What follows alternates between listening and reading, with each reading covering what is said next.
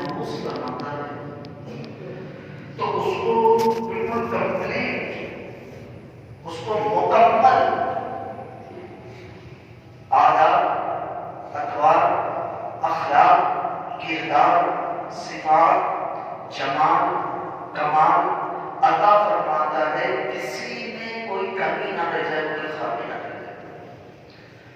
اپنی سیرت، اپنے کردار، جسمانی ساخت کے اعتبار سے نبی اپنے زمانے کے لوگوں پہ غالب ہوتا ہے۔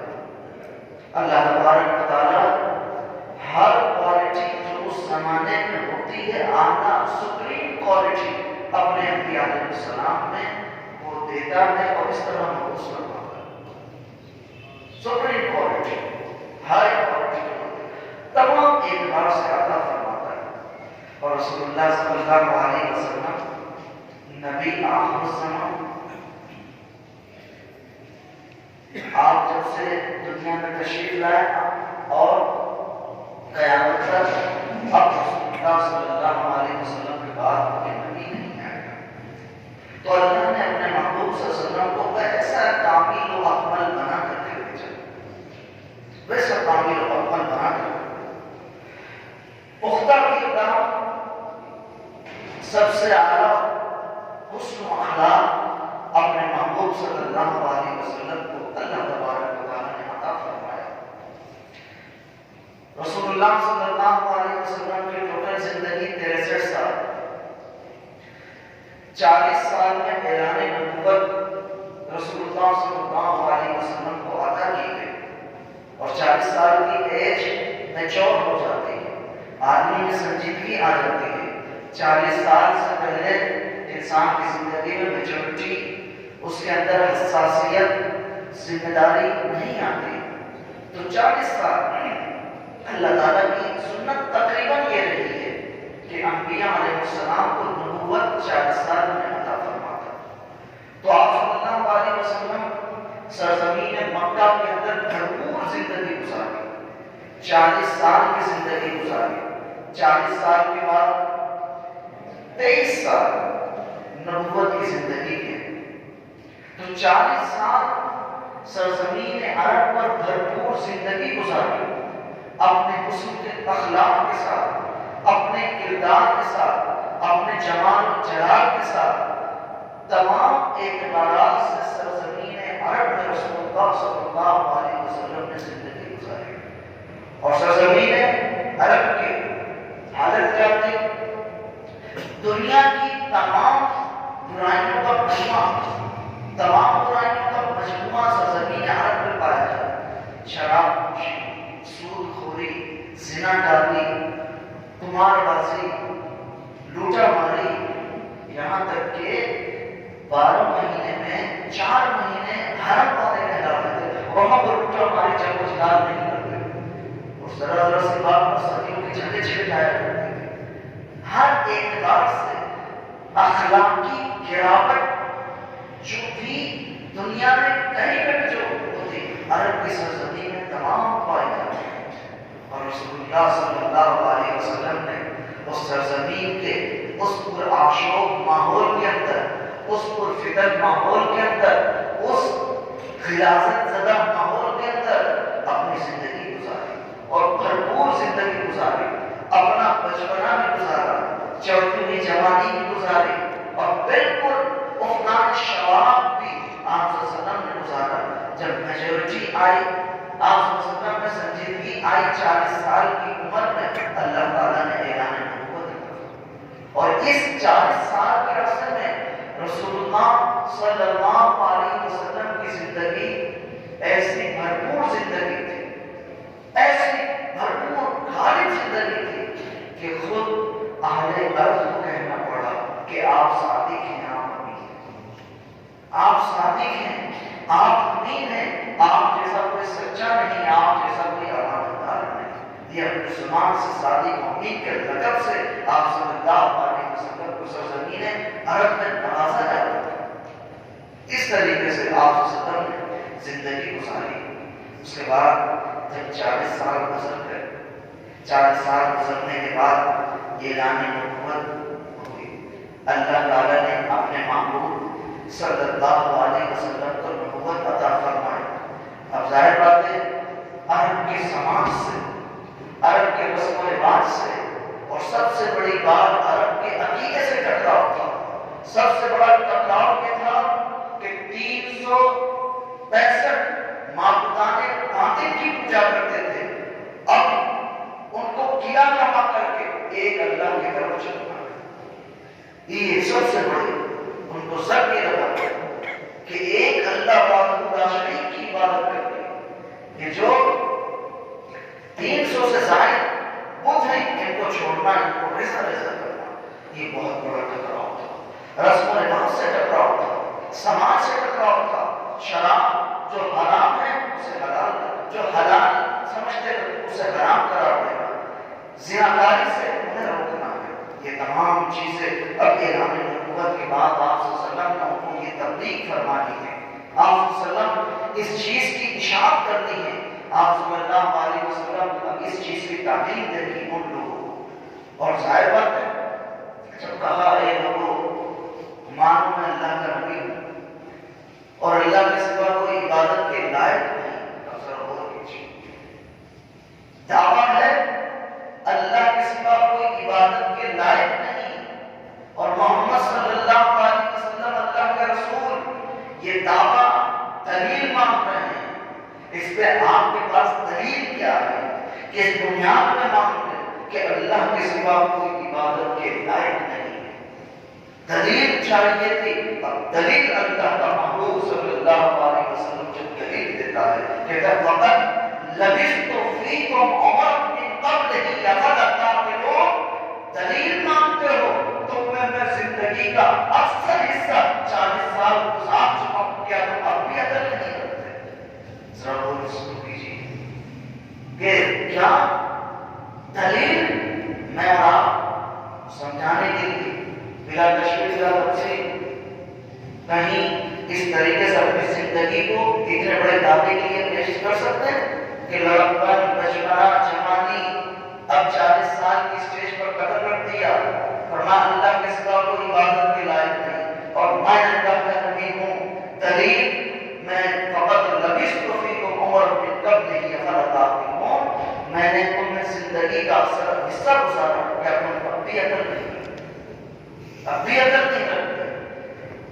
اب ان لوگوں نے یہ ماننے سے تو انکار کر دیا کہ ہم آپ کی دعوت کو نہیں مان رہے، لیکن کسی ماں کے لال کی اتنی جرأت نہیں ہوئی کھڑا ہو کے کہہ سکے اے محمد عربی صلی اللہ علیہ وسلم، تک خود اس تحفظ زدہ، اس آلودہ ماحول میں رہے، مان اللہ سما مان اللہ، تم فلاں برائی میں تھے، فلاں برائی میں تھے، آج ہم کو منع کر دو، کسی ماں کے لال کی اتنی جرأت نہیں ہوئی اور تاجدار کائنات صلی اللہ علیہ وسلم پورے عرب معاشرے کے سامنے اپنی زندگی کو بطور دلیل کے پیش کر سکتے۔ کہا ہے میرا ماں کا لال دلیل ہمارے سیرت میں کوئی نقص نکال کر کے دکھا، یہ وہ زندگی اللہ نے اپنے محبوب صلی اللہ علیہ وسلم کو عطا فرمائی۔ اور پھر اللہ نے کسی کی جان کی قسم، کسی کی زندگی کی قسم فرمائی، انہم لفی سکرتہم یعمہون، پیارے تیری جان کی قسم کفار اپنی گمراہی میں بھٹکتے رہتے، انہم لفی سکرتہم یعمہون، تیری جان کی قسم اللہ نے اپنے محبوب صلی اللہ علیہ وسلم کی زندگی کی قسم فرمائی، آپ کی جان کی قسم فرمائی۔ یہ ہے رسول اللہ صلی اللہ علیہ وسلم کی سیرت۔ پھر حضرت عائشہ صدیقہ ام المؤمنین رضی اللہ تعالی عنہا سے پوچھا گیا رسول اللہ صلی اللہ علیہ وسلم کا اخلاق کیا ہے؟ رسول اللہ صلی اللہ علیہ وسلم کا اخلاق کیا ہے؟ فرمانے لگی کان خلقہ القرآن، آپ صلی اللہ علیہ وسلم کا خلق جو ہے وہ قرآن ہے۔ مطلب کیا خلق قرآن؟ ذرا غور کیجیے، قرآن نازل کب ہونا شروع ہوا؟ 40 سال میں، اور 40 سال میں نبوت آپ صلی اللہ علیہ وسلم کو ملی۔ نزول قرآن 40 سال شروع ہوا، 40 سے 63 تک 23 سال، نزول قرآن سے پہلے کی زندگی 40 سال، 23 سال نزول قرآن ہوا اور 40 سال نزول قرآن کے بغیر والی زندگی تھی، یعنی اعلان نبوت نہیں کیا تھا۔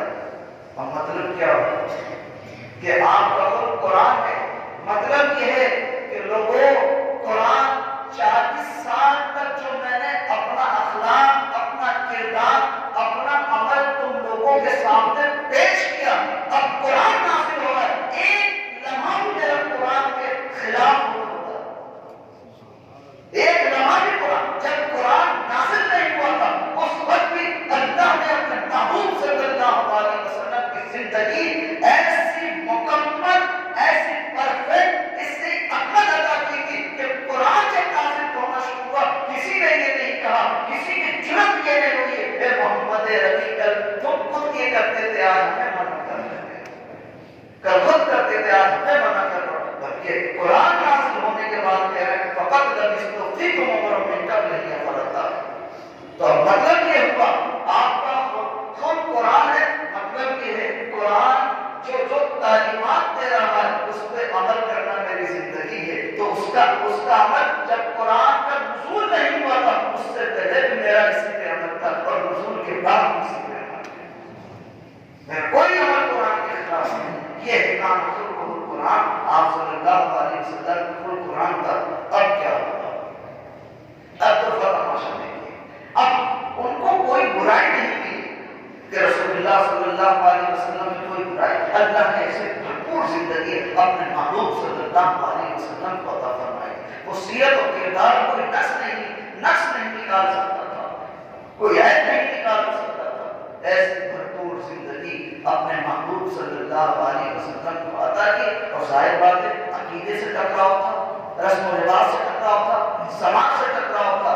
اب ظاہر بات ہے جب کوئی شخص ایسی بات کرتا ہے جو رسم و رواج کے خلاف، سماج کے خلاف، تو وہ کہتا ہے یار یہ پاگل ہے، یہ مجنون ہے۔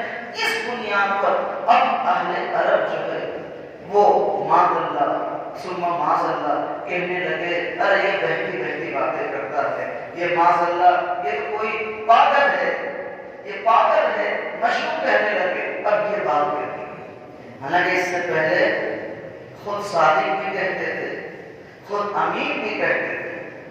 اب وہی دیکھیے کوئی برائی نہیں ملی، کوئی عیب نہیں ملا، کہنے لگے مجنون ہے، ساحر ہے، جادوگر، بہتی باتیں کرتا ہے، یہ تو مجنون ہے، بہتی باتیں کرتا ہے۔ اب اللہ تبارک و تعالیٰ نے جب اپنے محبوب صلی اللہ علیہ وسلم کو جو اس نے اخلاق، جو کردار، جو افعال سے مزین کیا تھا، آراستہ کیا تھا، جو 40 سال تک رسول اللہ صلی اللہ علیہ وسلم اپنی قوم کے سامنے پیش کرتے رہے، اب 40 سال کے بعد قرآن نازل ہونا شروع ہوا۔ اللہ تبارک و تعالیٰ نے اعتراضات کا جواب دیا۔ اللہ تبارک و تعالیٰ فرماتا ہے نون والقلم وما یسطرون، قسم ہے قلم کی اور جو کچھ وہ لکھتے ہیں۔ اب دیکھیے اعتراض کیا ہو رہا ہے کہ معاذ اللہ رسول اللہ صلی اللہ علیہ وسلم مجنون ہے، پاگل ہے۔ اللہ تعالیٰ قسم کس کی فرما رہا ہے؟ نون حروف مقطعہ، والقلم وما یسطرون، قسم ہے قلم کی اور جو کچھ وہ لکھتے ہیں، جو کچھ قلم لکھتا ہے اس کی قسم۔ قلم کیا ہے؟ آپ یہ دیکھیں میں آپ سے کوئی گفتگو کر رہا ہوں، آپ یہ گفتگو سن سکتے ہیں، بس میری گفتگو یہ سن سکتے۔ اگر میں تحریر کروں، میری کوئی تحریر ہے، وہ تحریر 10 سال بعد بھی آج پڑھ سکتا ہے، جو سامنے موجود رہا وہ بھی پڑھ سکتا ہے۔ تو قلم ایک تاریخ، انسان کی سیرت و کردار کو محفوظ کرنے کا بہت بڑا ذریعہ، بہت بڑا آلہ ہے، بہت بڑا ذریعہ، بہت بڑا آلہ ہے۔ اعتراض کیا جا رہا ہے کہ رسول اللہ صلی اللہ علیہ وسلم معاذ اللہ مجنون ہے، پاگل ہے۔ اللہ تعالیٰ فرماتا والقلم وما یسطرون، قسم ہے قلم کی اور جو کچھ وہ لکھتا ہے، اس لیے کہ میرے محبوب صلی اللہ علیہ وسلم کی ذات سبقہ صفات ایسی ہے جیسے قرآن لامتناہی ہے، کوئی انتہا نہیں، اس طرح رسول اللہ صلی اللہ علیہ وسلم کی سیرت، کردار، افعال، اس پہ عمل کرنا، اس کی کوئی انتہا نہیں۔ ہر عہد، ہر زمانے میں جو کوئی اخلاق کو، کردار کو جس پیمانے میں بھی ناپے گا، میرے محبوب صلی اللہ علیہ وسلم کو اخلاق کو سب سے اعلیٰ، سب سے اعلیٰ۔ تو جب یعنی یہ بات کہ کوئی قلم اس کی تعریف اس طرح سے فرصت نہیں ملے گی، دنیا کی قابل فخر، قابل عزت تحریر وہی ہوگی جس تحریر رسول اللہ صلی اللہ علیہ وسلم کی سیرت و کردار۔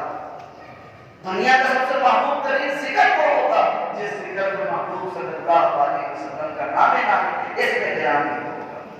اس لیے اب اللہ تبارک و تعالیٰ جو ہے قلم کی جو ہے قسم فرما رہا ہے کہ اس لیے کہ قلم کے ذریعے سیرت محفوظ ہوتی ہے، کردار محفوظ ہوتا ہے، سب کچھ محفوظ ہوتا ہے۔ اس کے بعد فرمایا اللہ نے یہ قسم فرمایا ما انت بنعمت ربک بمجنون، آپ اپنے رب کے فضل سے مجنون نہیں ہیں۔ ذرا غور کیجیے کہ اللہ نے فرمایا اے محبوب آپ صلی اللہ علیہ وسلم اللہ کے فضل سے مجنون نہیں، پاگل نہیں ہے۔ اب اللہ تبارک و تعالیٰ ان قلم کی اور جو کچھ قلم لکھتا ہے اس کی قسم فرمانے کے بعد اپنے محبوب صلی اللہ علیہ وسلم کے اوصاف و کمالات کو بیان فرماتا ہے کہ آپ کیسے مجنون ہو سکتے ہیں۔ آپ کے روح زیبا کو دیکھ کر آنکھیں روشن ہو جاتی ہیں، آپ کی حکمت بھری باتیں سن کر ویرانے دلوں میں باہر آ جاتی ہیں، آپ کی باتیں سن کر آپ کی صحبت سے لوگوں کے وقت جاگ جاتے ہیں۔ آپ صلی اللہ علیہ وسلم کا نام نامی اس میں گرامی اتنا میٹھا ہے، اتنا چاشنی والا ہے کہ اس نام پر ہزاروں لوگ فدا ہوتے چلے جاتے ہیں۔ پھر فرمایا فَإِنَّ لَكَ لَأَجْرًا غَيْرَ مَمْنُونٍ، اور یقیناً آپ کے لیے ایسا اجر ہے جو کبھی ختم نہ ہوگا۔ پھر فرمایا اللہ نے وَإِنَّكَ لَعَلَىٰ خُلُقٍ عَظِيمٍ، بے شک آپ عظیم الشان خلق کے مالک ہیں، عظیم الشان خلق کے مالک ہیں۔ عظیم الشان خلق یعنی افعال جمیلہ، خصال حمیدہ پر عمل پیدا ہونا، یہ جس طریقے سے آپ کا اخلاق، آپ کا خصال، آپ کا کردار ہے، محبوب صلی اللہ علیہ وسلم ایسا کسی کا نہیں ہے۔ اور اس میں مختصر یہ ہے کہ خلق کس کو کہتے ہیں؟ جو کام انسان سہولت سے بغیر کسی تکلف کے کرے اسے خلق کہتے ہیں۔ عادت ثانیہ بن جائے اچھا کام کرنا، جس طریقے سے ابھی میں زکات کو غریب کو پیسے دے رہا ہوں، میرے دل کو گرا گزر رہا ہے، یہ خلق نہیں۔ خلق یہ اس کو دیکھ کر دل پسیج جائے اور انسان کی فطرت ثانیہ بن جائے، اس کے جیب سے خود پیسے نکلے اس کو چلا جائے۔ یہ جس طریقے سے جو سورج نکلے گا، جو اس کے ساتھ خود بخود روشنی آئے گی، خود بخود روشنی آئے گی۔ آنکھ جب ہوگی، آنکھ جدھر دیکھے گی خود بخود چیزیں نظر آئیں گی، بلا تشبیہ بلا تمثیل۔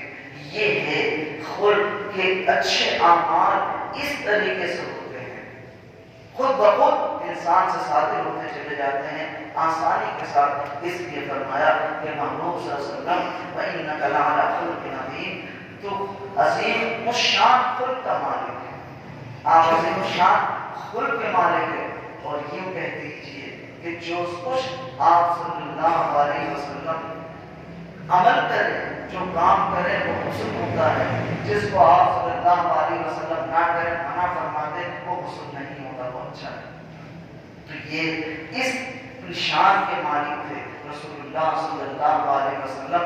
اللہ تعالیٰ نے اپنے محبوب صلی اللہ علیہ وسلم کو وہ حسن و جمال، وہ کمال، وہ سیرت و کردار، وہ اقوال و افعال عطا فرمائے تھے جو آج تک لوگوں کے لیے ایک آئیڈیل ہے، ایک رہنما ہے، جس میں چاشنی ہے، جس میں آج بھی لوگ پیچھے چلے جاتے ہیں۔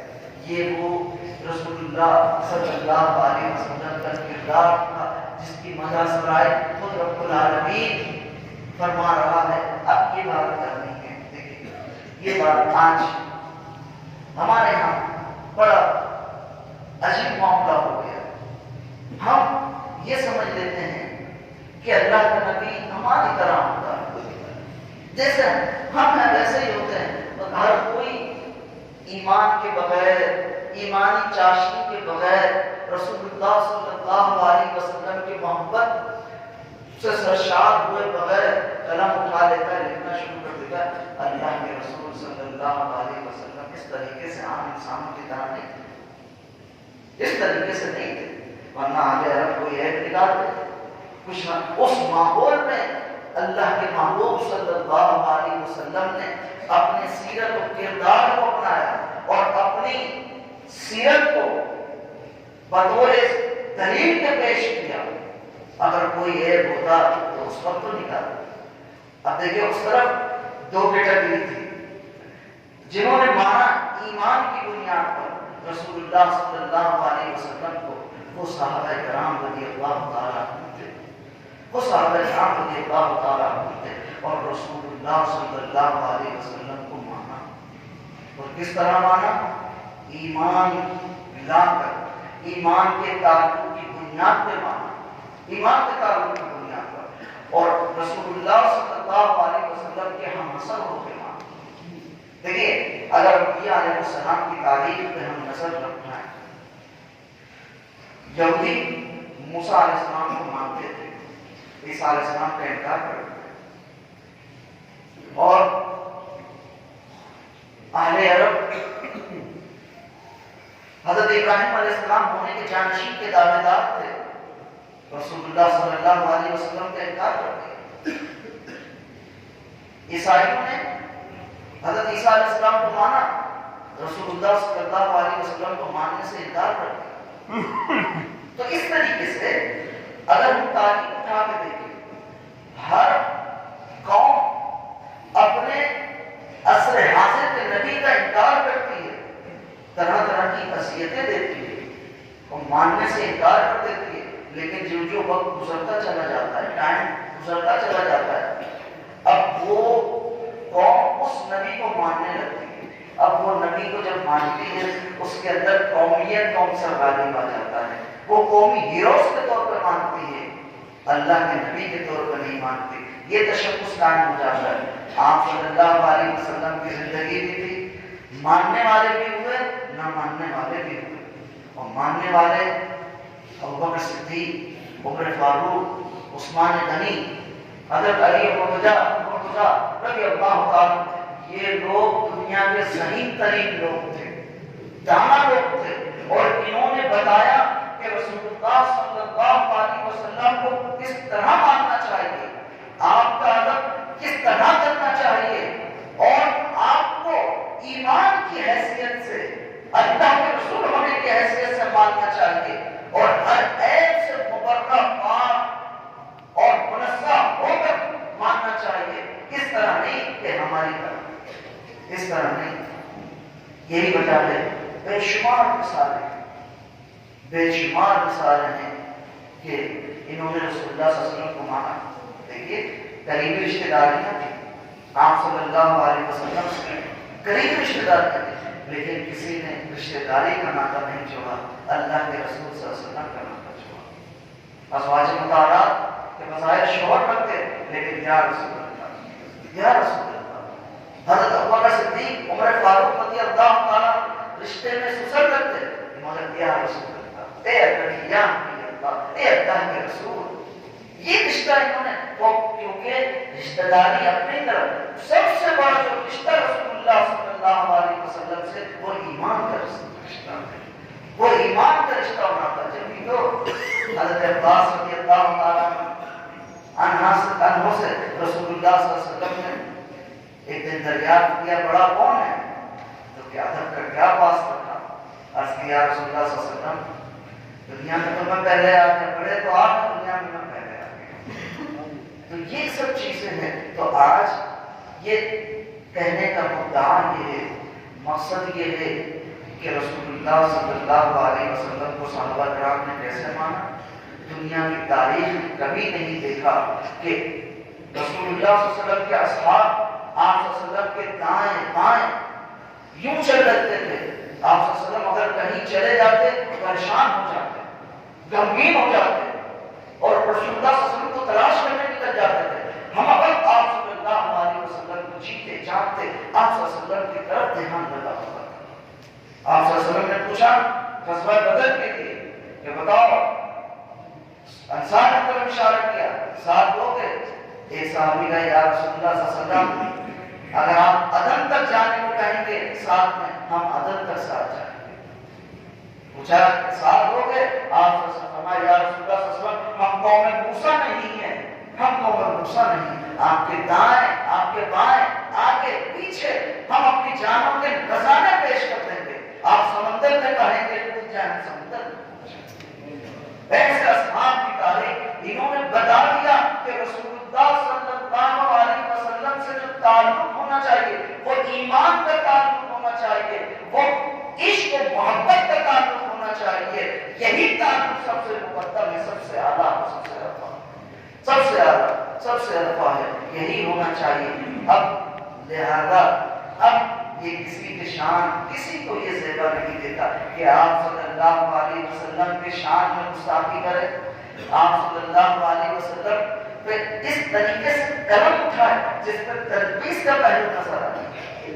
جو آپ صلی اللہ علیہ وسلم کے زمانے میں تھے ان کو تلبیس نظر نہیں ہے, کبھی اس پہلو سے دیکھا بھی نہیں, اور دیکھتے کہاں سے کبھی نظر بھی نہیں آتی. ایمان کا تعلق تھا, ایمان کا تعلق تھا. یہی وجہ ہے جب ایمان کا تعلق بندے کا ہو جاتا ہے اللہ اس کے رسول کے ساتھ, جب ایمان کا تعلق ہو جاتا ہے تو دنیا کی سب سے محبوب ترین چیز وہ ہو جاتی ہے جس کے ساتھ ایمان کا تعلق ہو جاتا ہے. اس کا نفع بندے کا نفع ہو جاتا ہے, اس چیز کا نقصان ایسا نقصان ہوتا ہے اگر اس چیز کا جس سے ایمان کا تعلق ہو جائے, یوں لگتا ہے کہ اگر اس کا نقصان ہو گیا میری متاع حیات ہو گئی. اس کے لیے آدمی کا فنا ہو جانا ہی زندہ ہے, اس کے لیے سب کچھ قربان کر دینا, کھو جانا, اپنے آپ کو پا لینا ہوتا ہے. یہ ایمان کا تعلق ہوتا ہے. اور یہی صحابہ کرام رضی اللہ تعالیٰ عنہ کی سیرت سے ہمیں ملتا ہے اور پتہ چلتا ہے کہ آپ صلی اللہ علیہ وسلم سے امت کا جو تعلق ہے, غلام کا تعلق ہے, وہ ایمان کا تعلق ہونا چاہیے. یہی وجہ ہے دوستو, جب ایمان کا تعلق ہو گیا کوئی مسا سرائی کرتا ہے رسول اللہ صلی اللہ علیہ وسلم کی شان میں تو ایک جذبہ پیدا ہو جاتا ہے, ایک جوش پیدا ہو جاتا ہے, پھر انسان ہر کام پر گزرنے کو تیار ہو جاتا ہے. آج دنیا کا بھی یہی اصول ہے کہ دنیا کو پیش نہ دیکھو. آج کیا ہے, آج کسی کے والدین کی شان میں تو نہیں کر کے دکھاؤ, کسی ملک کے دستور کی احانت کر کے دکھائیں, وہاں کیا سزائیں مقرر ہے. تو یہ رسول اللہ صلی اللہ علیہ وسلم کا تعلق ہمارا پوری امت کا تعلق ایمان کا تعلق ہے, اور ایمان کا رشتہ, ایمان کا تعلق دنیا کا سب سے مضبوط, سب سے مستحکم رشتہ اور تعلق ہوتا ہے.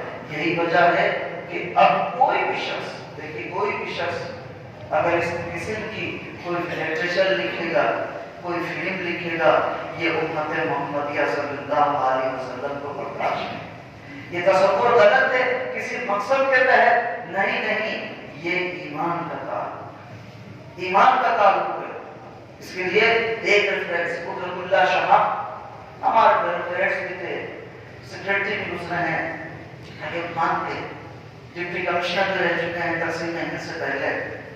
تو ظاہر بات مسلمانوں کے ساتھ, ہندوؤں کے ساتھ تھا. وہ کہتے ہیں, شاہ نامے میں لکھتے ہیں کہ میں جو ہے ایک پنڈت کو صبح وہ جاتا تھا اشنان کے لیے, اس کو چڑھانے کے لیے درود شریف پڑھتا, درود شریف پڑھتا, اور پھر وہ اور زیادہ اس کے اندر جوش آ جاتا اسلام کے خلاف. کہ ایک دن کیا ہوا, میں نے درود شریف چھوڑ دیا, میں یہ چیز سے کہہ دیا, اس کا مطلب مجھے اثر ہونے لگا. پھر کہتے ہیں اس کو نہیں باقاعدہ الگ سے میں درود شریف کا اہتمام کرتا ہوں.